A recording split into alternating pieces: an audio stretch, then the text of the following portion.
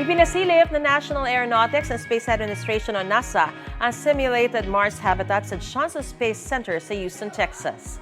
Yan ang Crew Health and Performance Exploration Analog o CHAPEA na isang 3D printed habitat na idinisenyo base sa mga kondisyon sa planet Mars. Simula sa Oktubre, isang crew ulit ang titira roon sa loob ng isang taon.